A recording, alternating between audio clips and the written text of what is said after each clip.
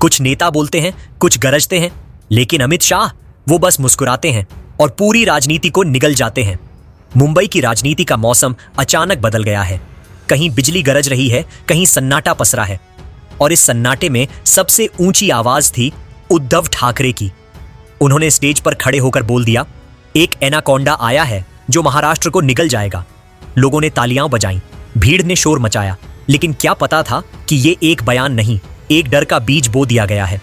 शाम तक उद्धव ठाकरे मंच पर शेर बनकर दहाड़ रहे थे, और अगली सुबह मातोश्री की चार दीवारी के अंदर वही शेर डर से कांप रहा था।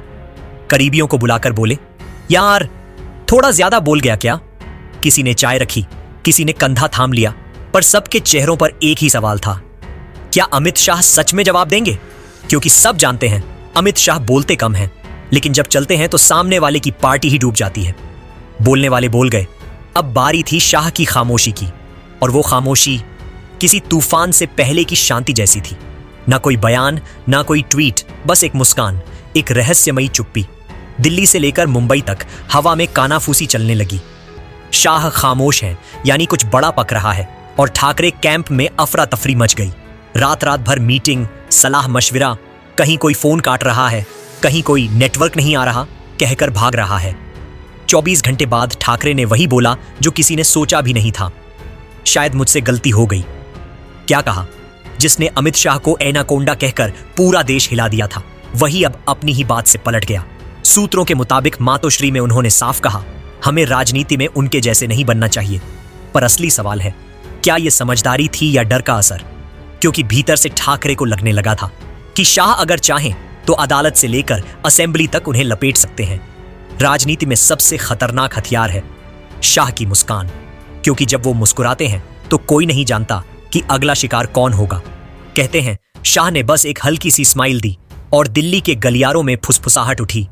अब देखना महाराष्ट्र में कौन कौन निपट जाता है। राजनीतिक जंगल का असली राजा वो नहीं होता जो गरजता है, वो होता है जो धीरे धीरे लपेटता है। और शाह अब उसी स्टेज पर हैं। कहा जा रहा है ऑपरेशन एनाकोंडा शुरू हो गया है। हर दिन ठाकरे कैंप से कोई ना कोई नेता निपट रहा है। मीडिया हेडलाइन चला रही है, शिवसेना में एक और झटका। उधर ठाकरे के चेहरे पर सन्नाटा और पछतावा दोनों एक साथ हैं। भीतर से डर ये कि अगर शाह सच में एनाकोंडा निकले तो उनकी पार्टी ही नहीं, उनका राजनीतिक करियर भी निगल लेंगे। अब सवाल जनता से, क्या ये सब राजनीति थी या सच में डर ने ठाकरे को बेबाक से बेजार बना दिया? तो आप बताइए, क्या उद्धव ठाकरे सच में डर गए हैं या ये सिर्फ एक सियासी स्क्रिप्ट थी? कमेंट बॉक्स में अपनी राय लिखिए, वीडियो को लाइक और शेयर कीजिए, और याद रखिए इस राजनीति के जंगल में हर मुस्कान के पीछे एक एनाकोंडा छिपा है। क्या आप तैयार हैं एक ऐसे राजनीतिक ड्रामा के लिए जो बॉलीवुड की स्क्रिप्ट को भी पीछे छोड़ दे? जी हां, महाराष्ट्र की सड़कों पर जहां मराठी मानुष की धुन बजती है, वहां अब एक नया ट्विस्ट आ रहा है। आदित्य ठाकरे, वो युवा चेहरा जो शिवसेना के सिंहासन का वारिस माना जाता है, क्या अब अपना ही ताज फेंकने की तैयारी में है? दोस्तों, ये कोई साधारण खबर नहीं, बल्कि एक सेंसेशनल स्टोरी है जो परिवार, सत्ता और साजिशों की जंग में उलझी हुई है। अगर आप सोच रहे हैं कि राजनीति बोरिंग है, तो रुकिए, ये वाला एपिसोड आपको कुर्सी से बांध कर रखेगा।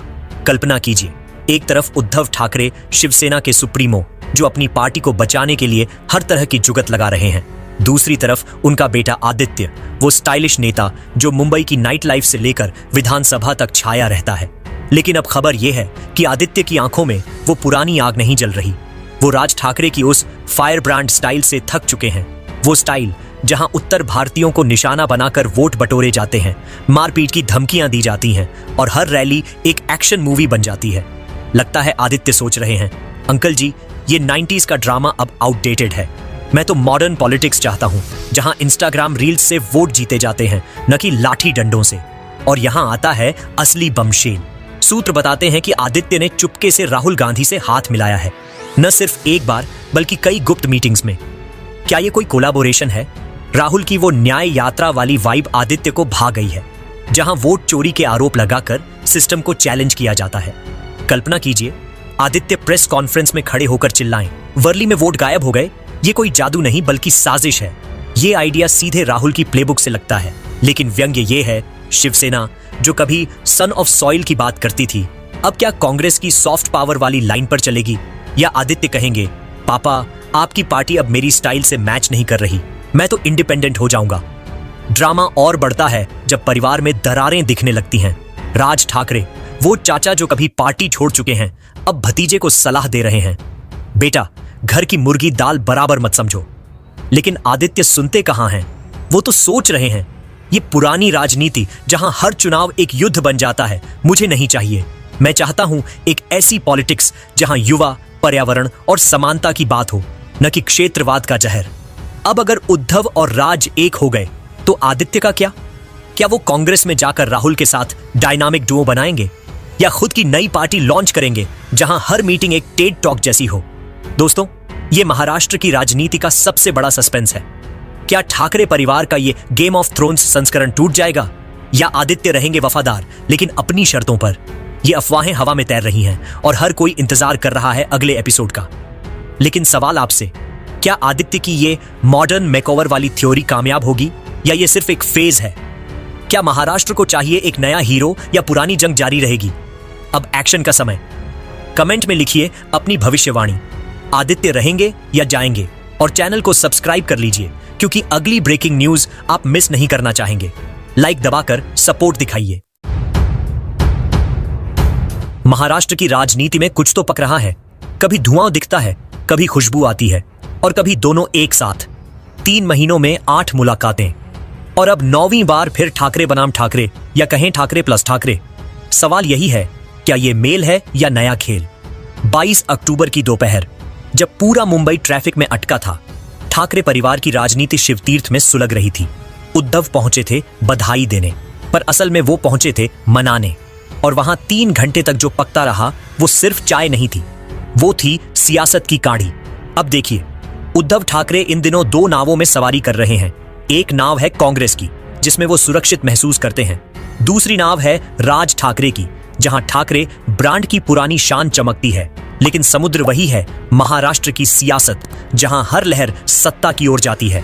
उद्धव की कोशिश है कि ठाकरे नाम फिर से एक बैनर बन जाए और वो बैनर बीएमसी चुनाव में ऐसे लहराए जैसे कभी शिवसेना की रैली में भगवा झंडा लहराया करता था।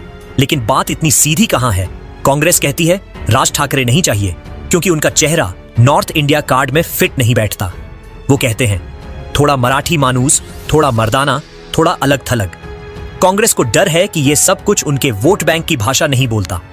अब आते हैं असली सस्पेंस पर। 3 घंटे की मीटिंग में राज ठाकरे ने क्या कहा? सूत्रों के मुताबिक उन्होंने कहा, सम्मान चाहिए वरना साथ नहीं, न मोल न समझौता, बस सम्मान। राज ठाकरे ने 1-1 मिनट पर जोर दिया और उद्धव ठाकरे की चाय ठंडी होती रही क्योंकि उनके पास जवाब नहीं था।